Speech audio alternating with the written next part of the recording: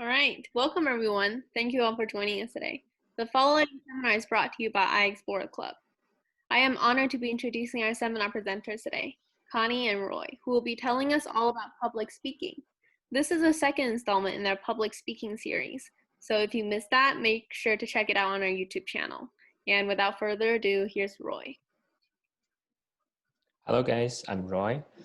If you have came to my last seminar, I guess you have a brief idea of what we will be talking about in these kind of classes. It's basically just public speaking, and also I'm working with Connie together, so we will bring all the content together like simultaneously. And so, well, for those of you who haven't come last time, I'll briefly introduce myself first. So I'm going to grade 10 when school starts, hopefully. And I'm 15. I'm an international student in Canada. And but I lived in China for a long time before. And I love sports, I love music, I love traveling, I love playing with, like hanging out with friends. Yeah, I'm in the school volleyball team and ultimate frisbee team.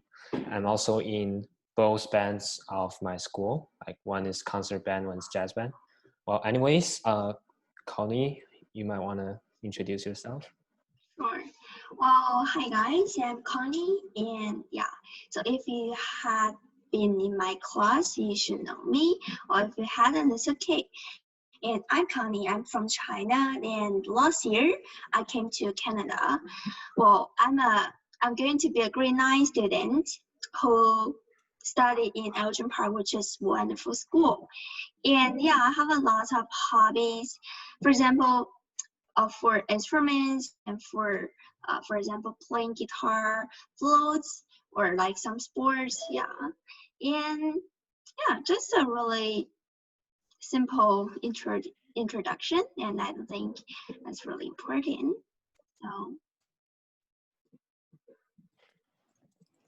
So yeah, and last time we talked about basic structures of a public speaking speech.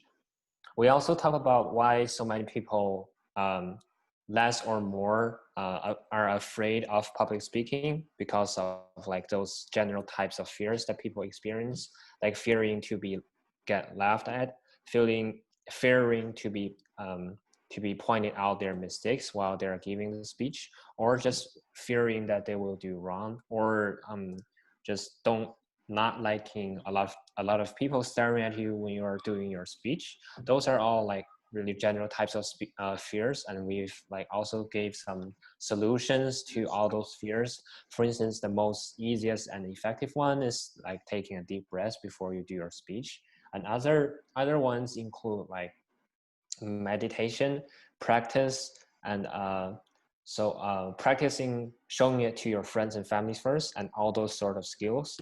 And I believe we'll talk about it more in the future.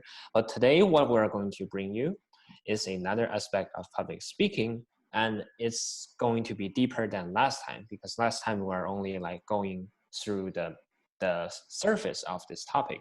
And today, what we'll be covering is rhetoric and types of speech. So first of all, what is rhetoric? Rhetoric is, you can understand it as how you do your wording of your speech. By wording, I mean like structuring all your words, sentences, and like just how you express your ideas to the audience when you're writing the speech. So basically, it's like skills of writing, which is kind of surprising maybe for some of you, but public speaking also requires great writing skills. And that's why we're teaching you rhetoric, because if you're really good at this, you can become a powerful speaker because your content is powerful. You can persuade people, blah, blah, blah. I won't go on too much, but yeah, Connie, so let me ask you, what is types of speech? Because I really remember that. You want to ask me? Yeah. Well, not for everyone. Well, let me guess. Types of speech. Maybe there are 3 types of speech. Why 3 though? Well, Maybe it's not 3 because she's not so sure. Yeah. Well, I remember there. Yeah, I'm not sure. There I just could be learned more. speech. Yeah. Because you don't always speak in the same way. Sometimes your purposes are different. For instance, when you're giving a speech to your friends, if you're like introducing a phone, or maybe you're giving a speech to your parents, like persuading them to buy you a phone. These two types of speeches are not the same one. And if you're using the same, then you're doomed, because either your friends are not gonna find you persuasive, or your parents won't do anything. So there could be 3, there could be more, or there could be less. We don't know. Yeah. And maybe different kind of speech shows different kinds of audience. So that's so let's have a guess. I'll give you guys half more minute. There's only less than half of you who voted.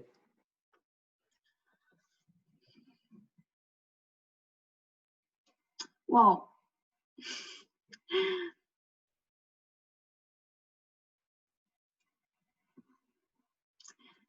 Well, so I can know the thing from it is that you guys don't believe me. Yeah, so many people thought it was 4 types of speech, which is not true, because there actually, for what we will be teaching today, and just generally speaking, there are 3 types of speech, but I guess you guys are just suspicious. Well, anyways, we will talk about it later. And but before that, we're going to move on to something else, because I know all these concepts are quite abstract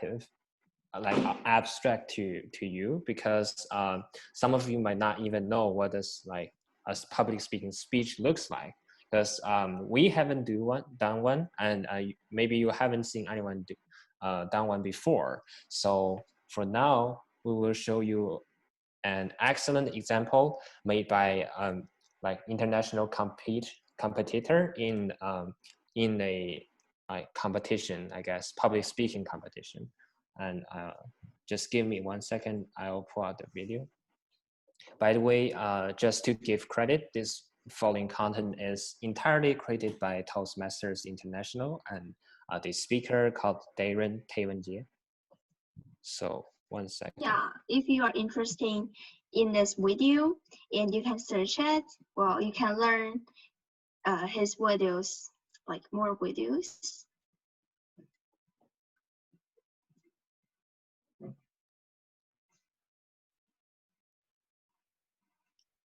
And I believe the sound is on. And by the way, when I'm playing it's a pretty interesting one. Yeah. So when I'm playing this, I will be kind of pausing along and just explaining some things, because it's pretty long, and I don't want you guys to go all the way through feeling like confused or bored. But so just notice how he starts his speech, because sometimes Darren Tay, outsmart. This is not him. Outlast. This is the host. Darren, outsmart, outlast, Darren Tay. So sometimes public speaking also involves a bit of script.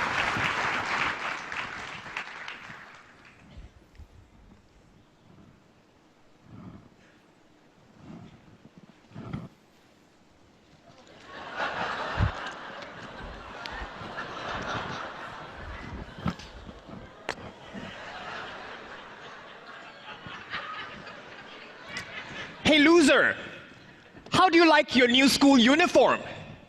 I think it looks great on you. Those were the words of my high school bully, Greg Umberfield. Now, if you're all wondering whether the underwear that Greg used was clean, I had the same question. Mr. Contest Chair, fellow Toastmaster. Sorry, but just to pause it here, this part of his speech is called the hook, which we went through last class. A hook is like a brief section as an introduction to your speech at the very beginning, just to grasp your audience attention and interest. Like now I see like pretty much all the people at there were pretty interested since they were all laughing. And so if you have the audience attention from the very start, they are more likely to listen to what you're going to say like seriously next up. If you lose their interest from the start, then basically your speeches won't be as effective as they should be. So yeah. And anyone, including those watching worldwide, if you are looking at Calvin Klein here, stop staring. My eyes are up here.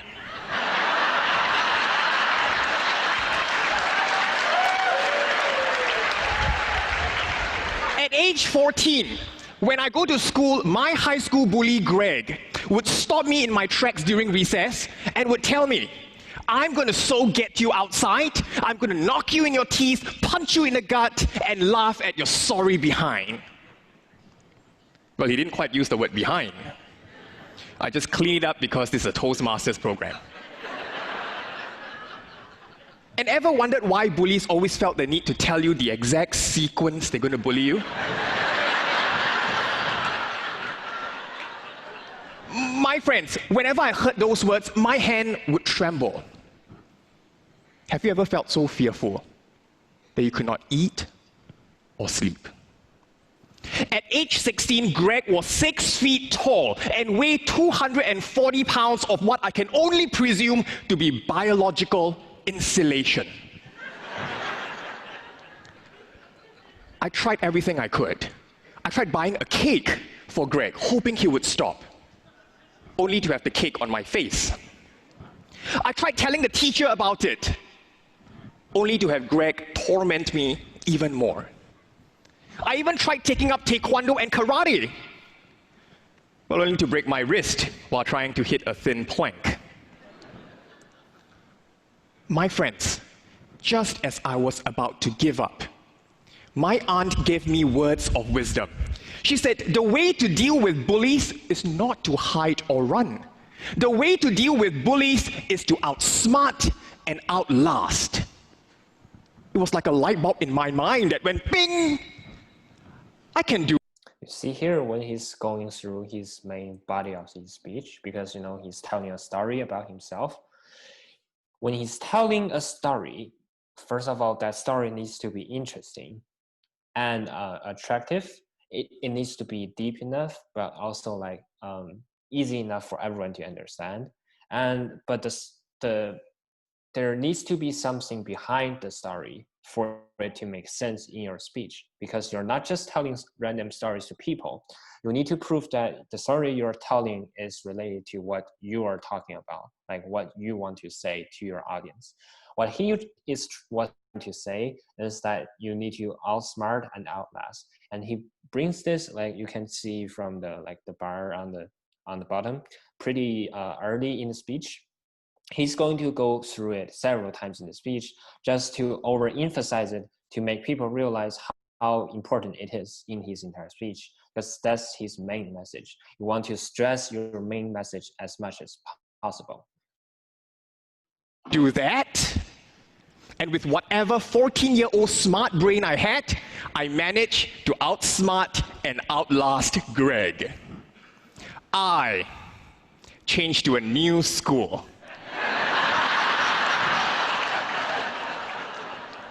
Several years later, after my encounter with Greg, I met a bigger bully, a better bully, a stronger bully.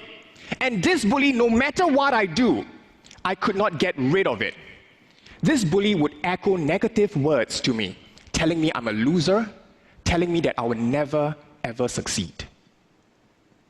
My self-esteem would be so damaged that some days I would just want to lie in bed, not wanting to get up.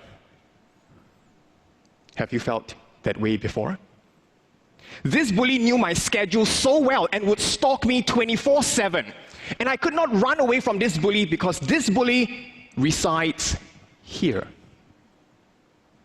The bully is inside me. My friends, as much as we try to deny it, we are our toughest and strongest bullies. We beat ourselves up and put ourselves down. Have you ever felt that you were not good enough? I felt that way. At times, we are our worst enemies. And at this point in time, if you are wondering, how long is Darren going to have his underwear outside his pants? Also, another thing, just notice how he's stressing the things that are important, like how he's using the long pauses, how he's using the speed control. Like sometimes he's fast, sometimes he's really slow. And those contrasts can stress what is more important than the rest of his speech. And so he's kind of progressing here. He moves from one story to the next. And this time the intensity of this story is even more. So it kind of builds up. And that's a great way to do your speech. This is the World Championships of Public Speaking Grand Finals. Isn't 5 minutes? And he's also making jokes aside. So that's really actually difficult to do, because one side you're speaking about really serious matters like bullying, especially your inside bully, which is kind of self-depression or not having enough confidence. Those are really serious mental affairs. And at the same time, he's also making jokes about himself. This kind of also shows how confident he is on the stage. So we need to learn this from him. Minutes too long? If you felt that 5 minutes was long, how long have you been wearing your invisible underwear outside your pants? How long have you permitted your inner bully to take charge of your life? 5 minutes isn't long. Now, I remembered the inspiration, outsmart and outlast. But this time around, I could not change to a new neighborhood. I could not change a new brain. I could not run away. Something else must change. And this was when there was a turning point in my life. I met another Toastmaster. This Toastmaster uplifted me and changed my life forever. His name is Greg Umberfield. I met Greg. I was shocked to meet him at a Toastmasters meeting. Since when did the Toastmasters logo turn from where leaders are made to where bullies are made? Greg, by the way, is now a counselor teaching teenagers to combat bullies. Who knew? And this was what Greg told me. He said the best way to deal with inner bullies is not to run or hide. You cannot run away from the bully here. The best way to deal with it is to stand firm, face it, and acknowledge its presence. When you do so, you are no longer identifying with it. You are stepping out and observing it. It's like instead of being out there in the storm, you're now in the house watching the storm. Your inner bully will weaken and fade. I was thinking, wow, that's profound. How come you didn't tell me when I was 14? You see, now he's bringing even more content into his speech. And he's making all those connections, because when you just saw the bully or the person in his first story, the Greg dude, has just disappeared and then it's gone from his speech. He showed up again, but this time he's a counselor, and he's also teaching younger kids to fight bullies, whereas he was a bully himself when he was young. So that's pretty sarcastic, but at the same time, he also kind of shows people how a person can change over time. No one is bad forever and no one is good forever. So that's another hidden message. My friends, I'm standing on stage now before 2,000 of you and many more watching worldwide. But I'm not afraid anymore. I'm in control because I'm acknowledging it, I'm stepping out of it, observing it, and watching it weaken and fade. My friends, let us all not run away from our inner bullies anymore. Let us all face our inner bullies, acknowledge its presence, and fight. Let us all be vulnerable together as a family, supporting one another. Because we can all outsmart and Mr. Toastmaster.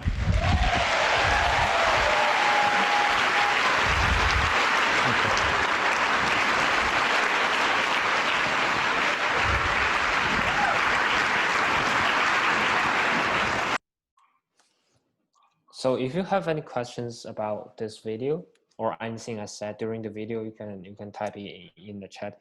We will answer them all together in like at the end of seminar. So let me just switch back to my PowerPoint real quick.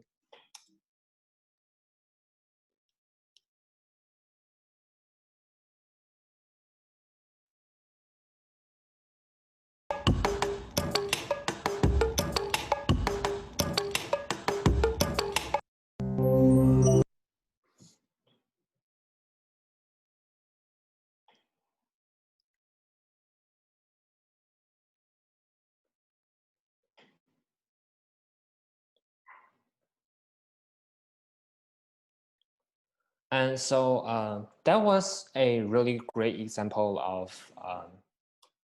of an excellent speech. I guess that speaker just used like a lot of advanced skills of public speaking that we will teach in the future and right now. Because now we're going to move on to our first part called rhetorics right here. And so before we actually tell you what specifically we're teaching, first of all, we're going to do the pose again. And this time it's going to be different. So we will be teaching 3 concepts in rhetoric today. One is called logos, one is called ethos, and the other one is called the pathos. So I'm going to launch another question, and just to see if you guys know what it is.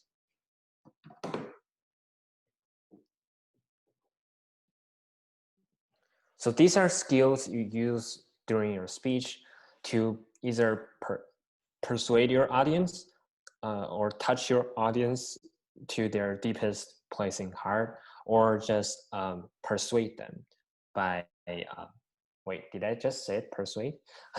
or just convince them with your blah, because we're asking you this right now, so I can't tell you, but I'll tell you later. So what is logos? Is it appealing to logic? Is it appealing to authority? Or is it appealing to emotions? And only 5 people voted. So if you want to vote, please be quicker because we have 2 more questions.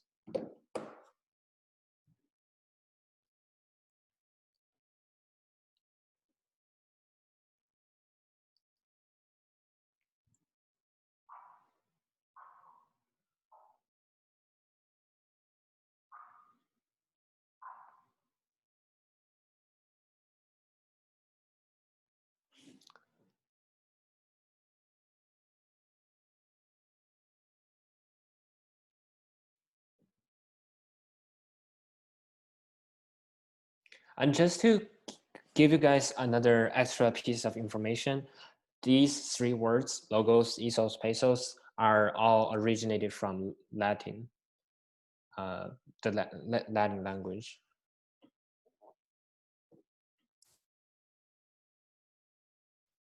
Okay, so I'm gonna add it here. While the majority is right, so it is appealing to logic, because logos, it sounds similar, but the next 2 is not going to be so easy. So we'll explain what is logos after the other 2 questions. So next one, what is ethos?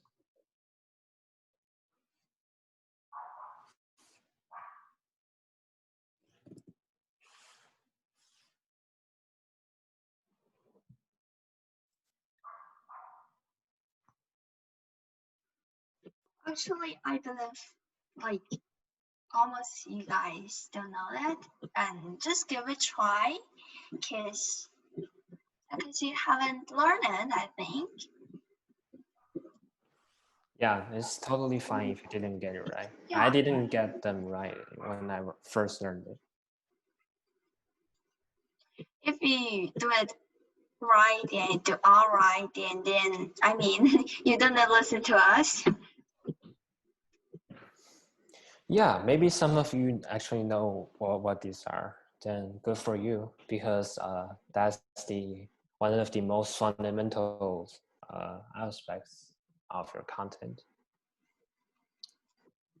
It's kind of like when you're playing sports, you first need to know, like for football, you need to know how to dribble, how to pass, and how to shoot a goal, so you can actually play with others. If you don't really know how to do those things, even if you have like great strategies and all those stuff for football, you can't apply them because you can't really play the ball yourself. Then in that way, you might want to be the coach, but I don't really think there's a, well, there are, but yeah. So I guess this time the majority wins again. Very nice. I didn't expect this because this is pretty hard. Ethos, you might think it's emotions because they look kind of similar, but ethos is actually appealing to authority or credibility. And this is the hardest one to understand, so we will talk about it more later. And just to check if people are listening or not, because if you are listening, you know what this is, because you already chose two other options. What is pesos? So someone choose the wrong option.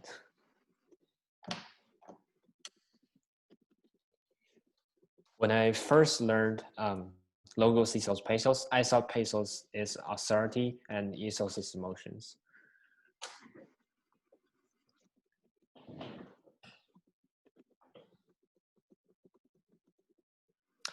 And by the way, if you guys are still interested in our series of public speaking seminars, from next week, we will be doing this pre-recorded, which means there won't be live, I guess, streams or Zoom live classes, because our hosts are getting really busy.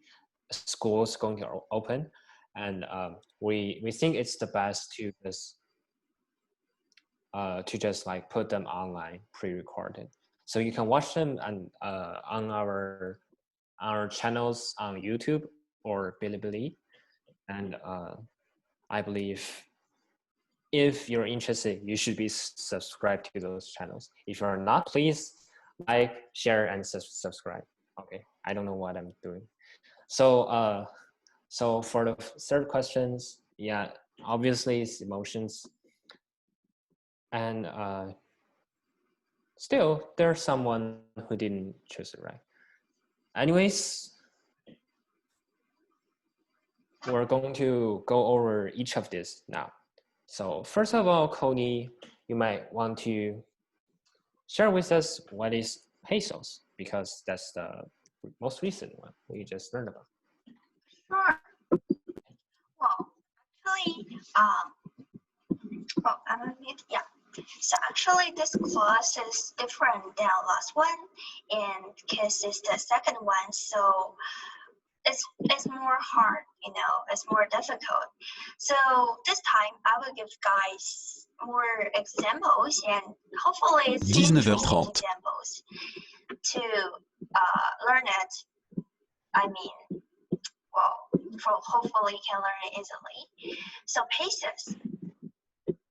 Well, where can we use it?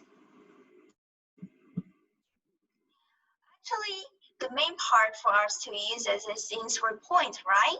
And what's 3 points? 3 points as 3 examples, like I said for last one. And actually, you can cut 3 stories too. So before introducing, I must tell you guys, Pathos, we more focus on draft, not your vocal variety, is to make your draft, make your speech, make your paper, make your essays be more colorful and powerful, but it's not about the way to express it. Well, the way to express it, we will learn it in the future, I mean. So now, let's have a look. So how can we have Pathos? And what's Pathos? Actually, it's in your story, you need to connect with your audience. You need to let your audience to feel your situation, to feel your feelings. You need to let them know what you are think, what you are feel, right? For example, in the last video, we saw a really successful speaker, and he told us about a bully life, right? And if you are, so we are all his audience, and we can feel his feelings, right? Like angry maybe, and hopeless, and that's the main thing. So now let's look about how can we do it. Because you all want to do a pretty good speech, and your audience will think what you think, right? Firstly, real. Let us see the PowerPoint. You may see it. It's about real. Well, what's real? Actually, it can be a real life examples. What's a real life examples? It happened in your life, right? Well, let me give you an example. So I don't know, do you know it? But I'm a TA of a speech class for sure. And last week we had a speech class about impromptu speech. Well, I must say, all students did a pretty good job. Yeah, I think they all should win the MVP, But I can imagine, well, our teacher choose a student who you can call it A, and she wins the MVP. And I can't believe it, because her speech is not as super, wonderful. It's just a normal speech. But her speech is pretty good. But there are so many good speech in that class. But the reason why our teacher chose her is because in her speech, she used the example. What's the example about? It's about her grandma. And what did our teacher think? The story, the example, let him think about his grandma. Yeah, he was really miss his grandma. So this story, because it was a real life story, and then the teacher, the audience will think about, think about her feelings, her situation. They can even think about their life. For example, their mother, their grandmother, right? So the MVP, give her, and I was just like, yeah, sure, she should win it. Actually, this example is a real life examples, and I don't know, you guys, can you feel my feeling? But yeah, it's real. And let's see the second part. Actually, I can say the second part is about true. Well, some students may ask me, Connie, true and real. Well, your English is super bad. True and real, they are synonyms, right? They are totally same. But for here, true and real, they are two different things. For true, it's not like it really happened. Actually, it can be, it's not true, it's not real. But you can let your audience to believe it. Use your sentence. Well, I think this day, most of the Chinese students are going to go back to school these days, right? And I must say, hope you all will have a pretty wonderful semester. Yeah, have some good friends and have a good work. Well, about go back to school, you will think about homework. Well, hopefully you guys all done your homework. And about homework, we will think about the same. And I believe almost you guys have done it. As if you forget to do your homework, what will you say to your teacher? I forgot to do my homework, or what will you say? You won't say it. You won't say, oh, teacher, you know what? I forgot to do my homework. I'm so sorry. I forgot to do it. No, most of you may say, I left at home, right? I can't find it. I left at home. I remember, well, it's in my desk. You know, I left it in my desk and I forgot to do it. Oh, no, teacher, I'm sorry. And what will your teacher say? So, forgot taking equals don't do it, equals you didn't do it, right? The teacher may say, don't tell me you forgot bring it. Forgot bring it means you didn't do it. Well, actually this one is it's not true, right? No one will believe it. No one will believe it, right? No one will trust him or her, right? Well, let's try a different kind of express way.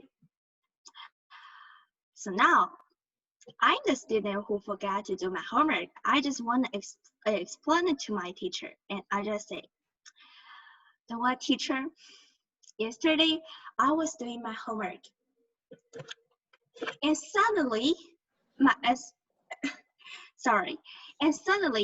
electricity had been cut off without warning. The whole house came to dark. Power failure? How horrible. And the more horrible thing happened is that there was no more candle in my home. There's no more candle in my home. And don't ask me why I have them now. You know, you can always find a lot of after a power failure, right? I don't know why I can find it now. And I was so miserable. I couldn't see anything, even in my desk. So of course, I didn't have any chance to do my homework. And I was so miserable. And I just nearly cried, you know. I can't do my homework. What's the thing? So, can you forgive me, please? Well, what do you think? What will your teacher say? Better than the last one? Of course. If I'm the teacher, I will say, yeah, you can give it to me tomorrow. But I'm sorry. Your teacher will only say, go out immediately. Well, actually, it's a perfect speech. It's not your duty, trust me. And you can bring it to a world competition, try it. But you should all know, never lie to your teachers, because they know. Did you do it? Well, actually, there are two different express ways, right? And actually, the second one, although the two ones are all not true. They didn't happen in my life. But the second one, people, for example, Roy. Okay, I must say Roy, be my teacher, and I will tell a story to you. I'm really good at doing stories. And yeah, and most people will say, yeah, I feel I trust it. It's a real thing. It should happen in his life, right? So that's about true. It can be not real, but use your powerful sentence and let your audience in your shoes and they can have a picture what you happened. That's perfect. Actually, that's about paces. Let your actually it's about paces persuasive. It's about persuasive. You can use it here.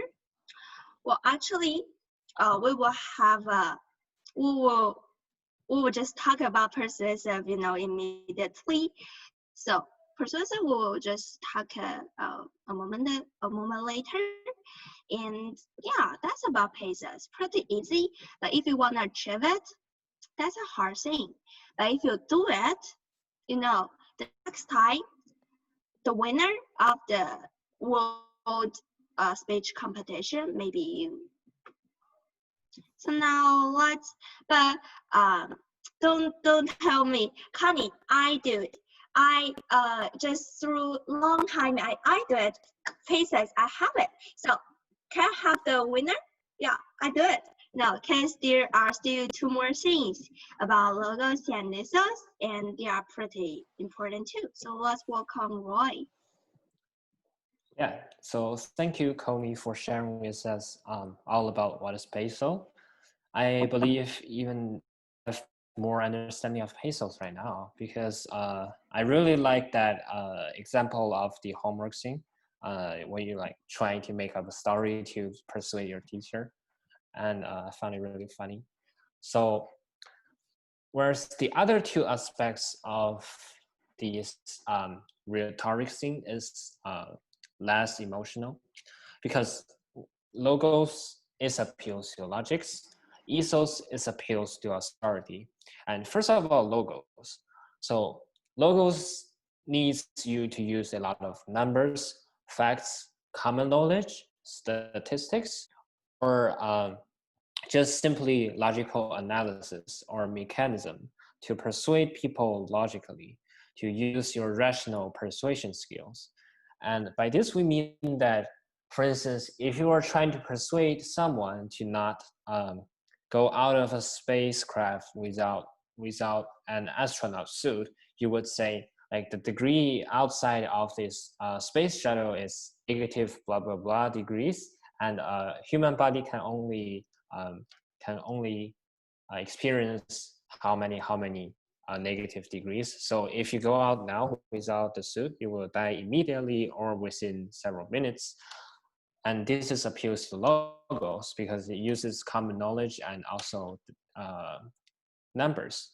Or a less obvious one, for instance, if you're trying to prove someone that you can actually do something, for instance, if you can, well, let me think, if you can actually debate, so if one of your friends doesn't believe it, you can say, because debate needs to use a lot of evidence and common knowledge to prove that your side is winning. So we need to have those knowledge first in your brain.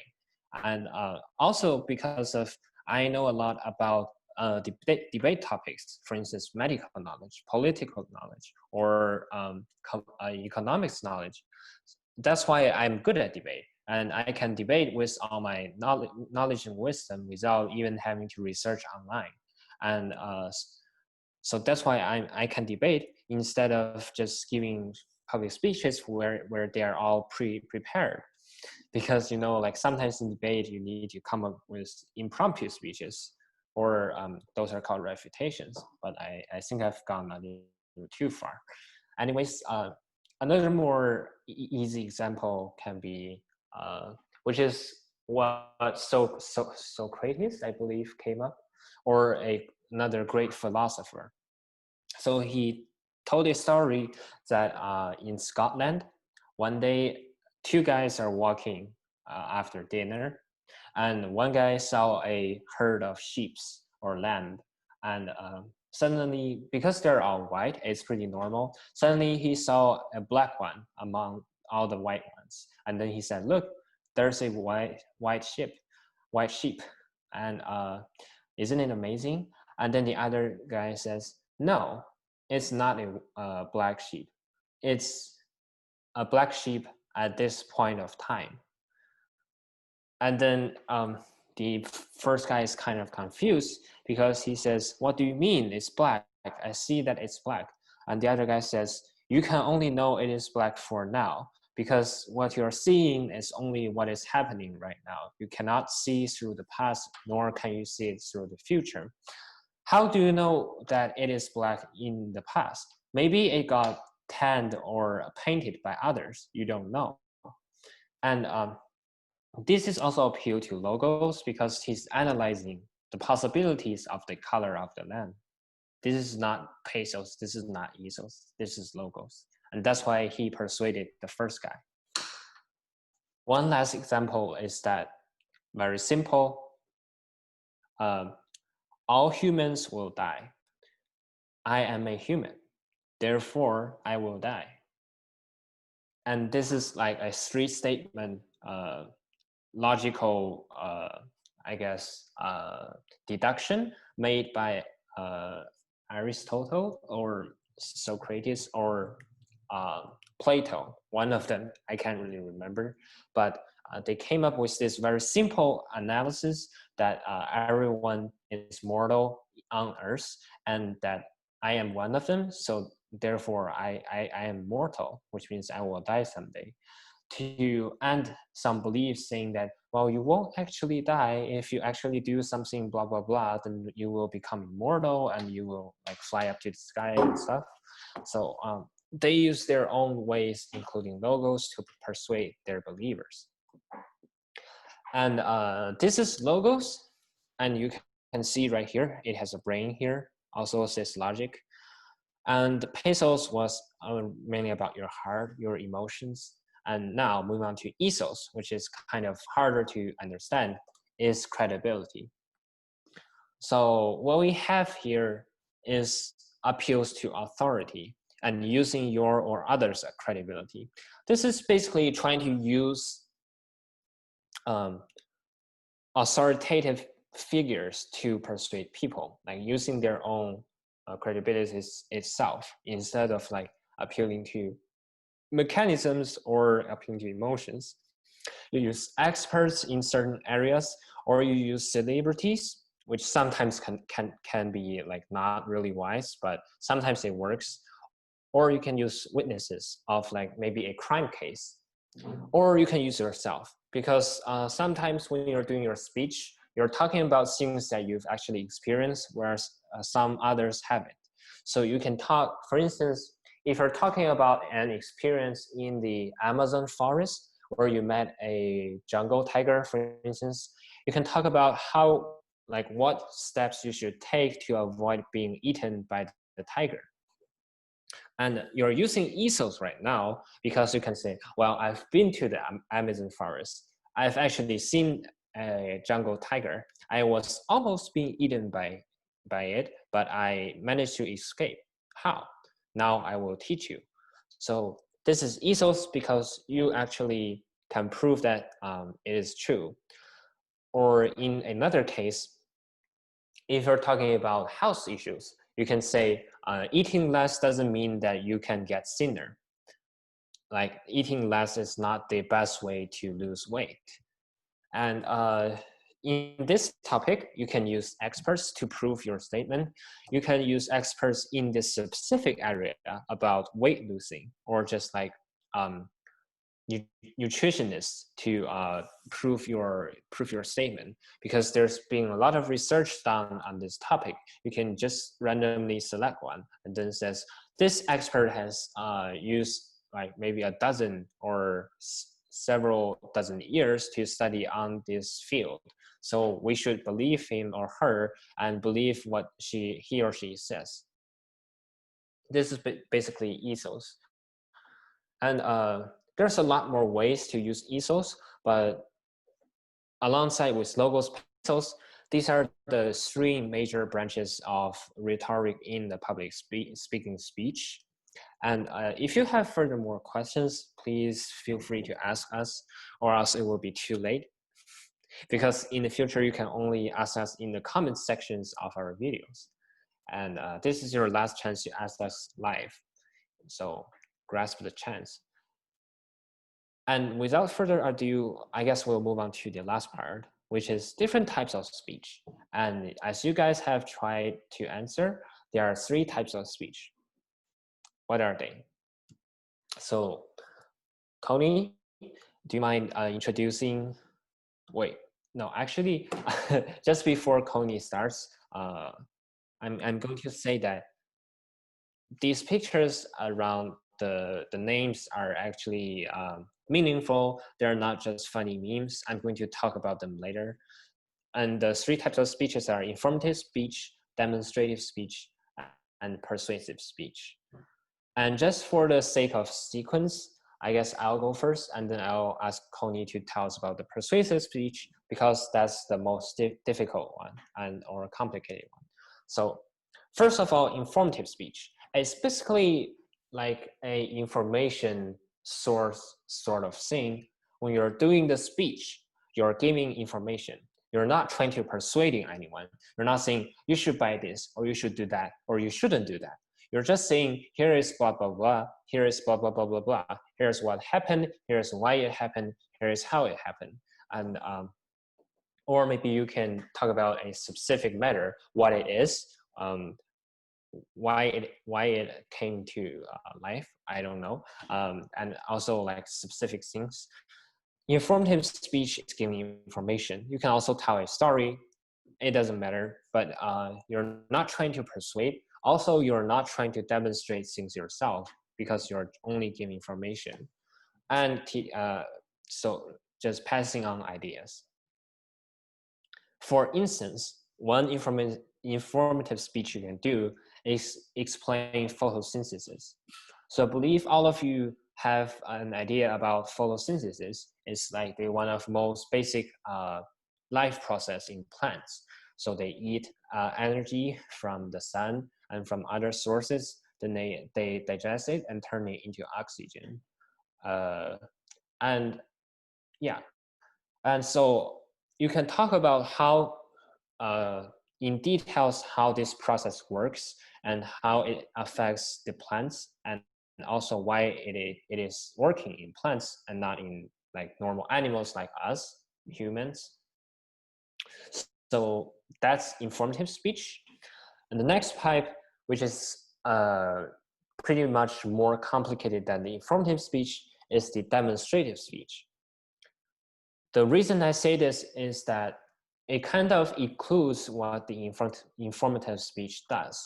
So you also inform people, you also share knowledge with people, but at the same time, you're showing your audience how to do something. So this is considered as a how-to speech. You need to show it yourself, either by your mouth, or you demonstrate it with some tools or kits or other stuff like props. And you're showing them, you're trying to go by step. When you're doing demonstrative speech, one thing to notice is to be as specific and detailed as possible. You don't want to jump through all the middle steps and then go to the end, because then it won't be a successful demonstrative speech. The purpose of the demonstrative speech is just to teach someone to do something. For instance, one good demonstrative speech will be how to wear a mask properly, because as now we're enduring the global pandemic, it's pretty important for us to wear our masks like properly so that we won't get the virus. If you're doing informative speech, you will only be, well, actually, this is not even an informative speech topic. So nevertheless, this is demonstrative speech. You need to show people yourself, like maybe bring a mask and then wear it, and at the same time giving a speech. So this is considered harder, but this isn't the hardest one, because next one, we have the persuasive speech. So Connie.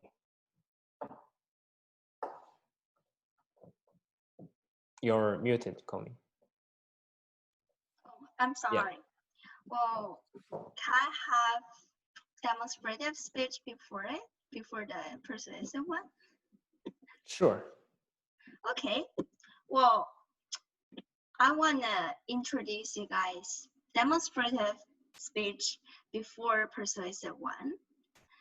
Actually, well, you will know it. Let me ask you guys a question. I don't know, you can't answer me, but let me ask you, what's a demonstrative speech? Just think it in your mind. What's it? What's a demonstrative speech? Well, here's an explanation.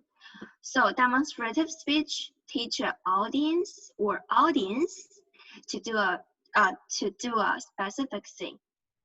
Well, even if you are an expert at your topic, well, the process of writing a speech, which assures the audience has learned something now, can be challenging. Well, actually, demonstrative speech, it just introduces the object or a person or a thing. It's really easy, but you will know what you need to do it. So today, I will bring you a pretty small demonstrative speech. What will I do? That's about a phone, an iPhone phone. So let me introduce you guys it. So this one is iPhone XR, and it's a smartphone owned by iPhone in the United States. Well, it is equipped with a 12 bionic chip with 7nm technology, and its TrueDepth camera and a face ID function. And this one is a red color, and it's a pretty special one, and it's a bright one. Actually, this is just a really small, pretty small, really small demonstrative speech.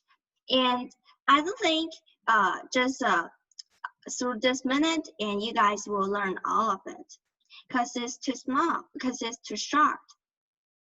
Actually, demonstrative speech should be all around.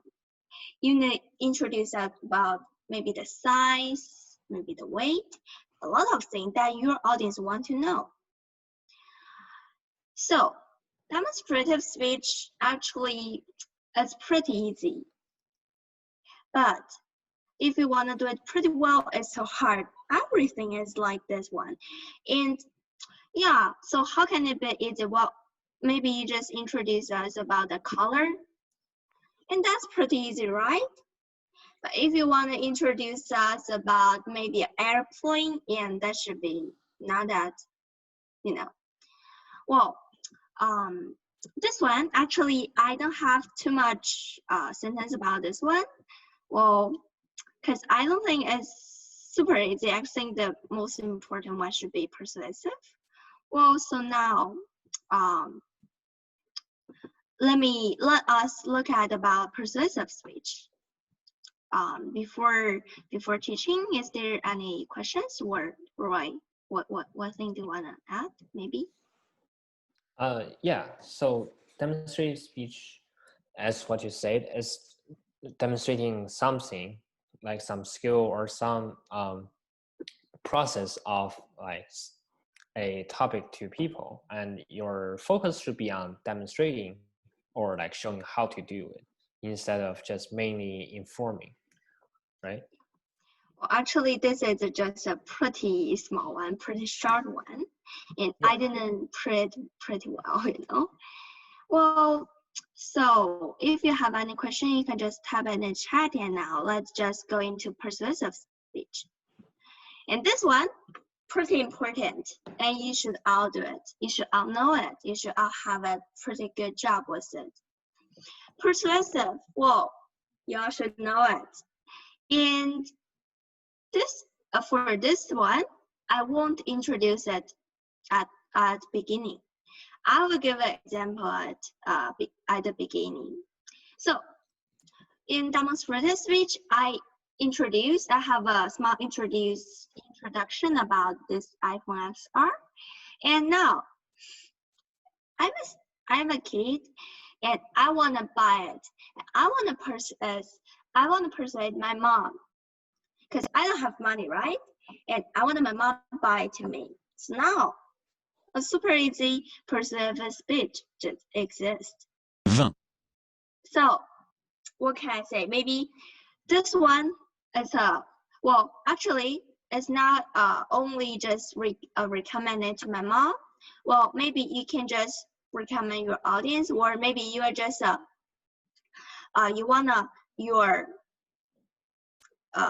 you want someone to buy it from you, maybe. Well, actually, you can say it. For example, I want Roy buy it. I want to sell it to Roy. I just say, so this one is a right one, and the special color is a right color. It's a bright color, right? Well, I think most of the girls, women will like it. Maybe you can buy it for your girlfriend or wife or mom. That's all good.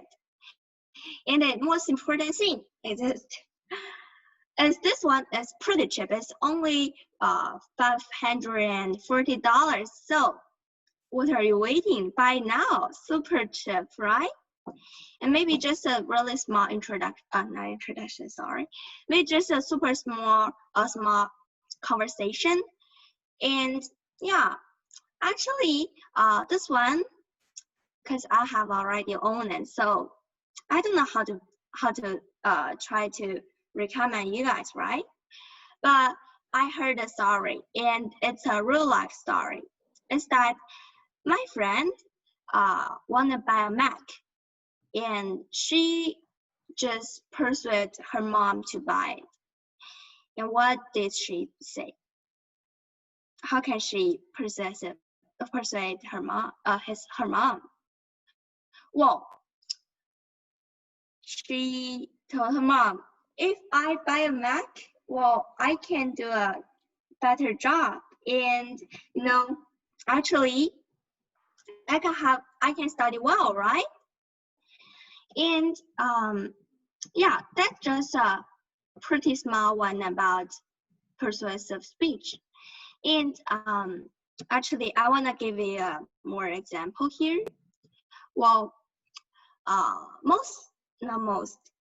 just all of you should have a best friend, right? Even if it's a boy or a girl. Oh, so your best friend. Did you something happen to you, like your best friend want to recommend you something? Maybe a song, maybe a video? Well, what will we do for that?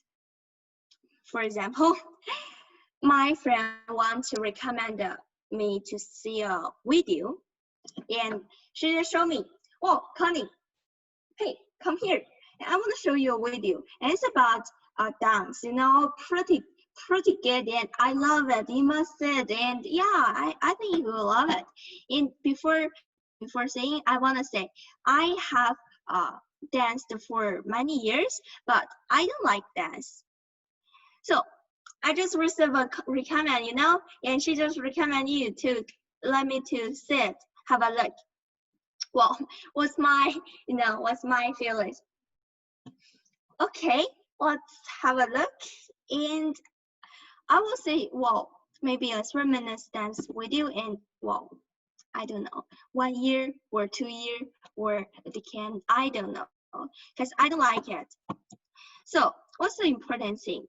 If you wanna recommend you, if you wanna persuade them to like it, the first thing is they need to be interesting of it. But you may say, Connie, I want to do a speech for many people, and I don't know, or I can know what will they like, right? Someone will like dance, someone will like singing, someone like song. I don't know. How can I do it? Well, actually, just show the object is positive and it's pretty good. Because I don't know, a month ago, actually, I saw a dance video in Bilibili. Actually, I don't like dance, but this video really touched me because it's a really active dance, and I just feel, whoa, amazing. And it just, I don't know why, it just made me happy. And I checked the comments, just everyone says, whoa, I was just boring because I did a lot of works, but when I just see this video, and I just feel, whoa, pretty good, and I can do much more things. So don't you think this one is a good one, and you can recommend your friend even if she don't like it, right?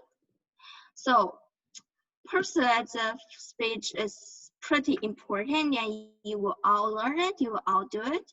Well, try to persuade your friend, your mom, your dad, your parents, your relatives, your classmates, something. And then maybe if you have a competition, you can do it well.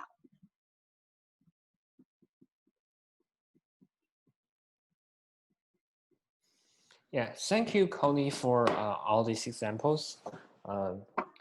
Find some of them really persuasive. And as speaking of dance, I guess many of you are kind of wondering what I may, like, why am I putting coffee dance memes on this page? So let me explain. So what we just talked about are the 3 types of speeches. On the picture on the left here, top left, is the original coffin dance. And you can see right here, there's the dancers and the coffin. And so I think this can apply to as an informative speech, because in an informative speech, you kind of tell people the original source of a thing, or like an event, or maybe a matter or phenomenon, or maybe a meme.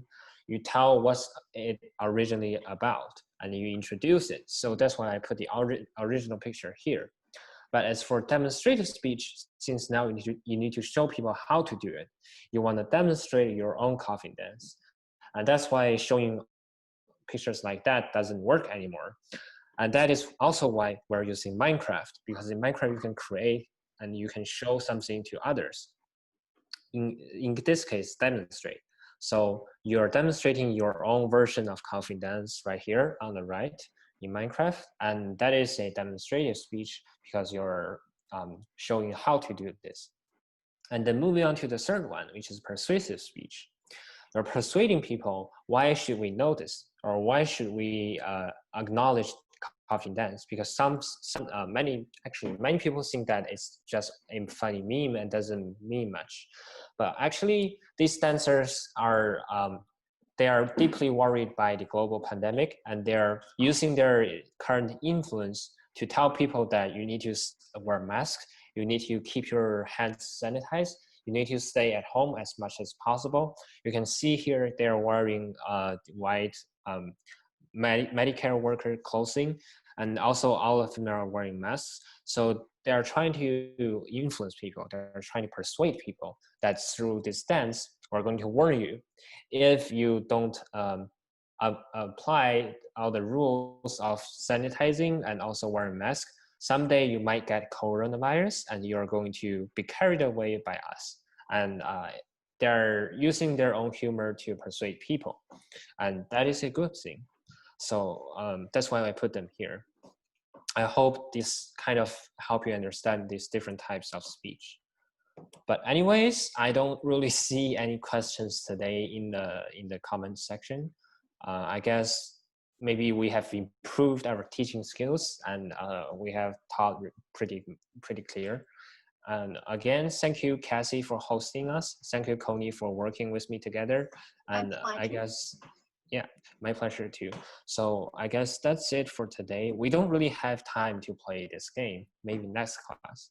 And there's also another video that I haven't shown you guys, which is about rhetoric, what we just talked about, like giving better examples of logos, ethos, pathos, all those stuff. We'll save it for later because I know some of you are worried to go. So if any of you are interested in teaching these kind of seminars or joining iExplore, here's the QR code. You can maybe scan the code and join us in WeChat. We always welcome new people joining internationally. We're developing internationally or branching out. We have members all across the globe. We have members in China, the US, Canada, Australia, the UK, and even Japan. So feel free to join us. And thank you guys again. All right, so I think that's it. And thank you, Roy. Thank you, Connie. And we'll see you next time. See ya. Thank you. See you. See you.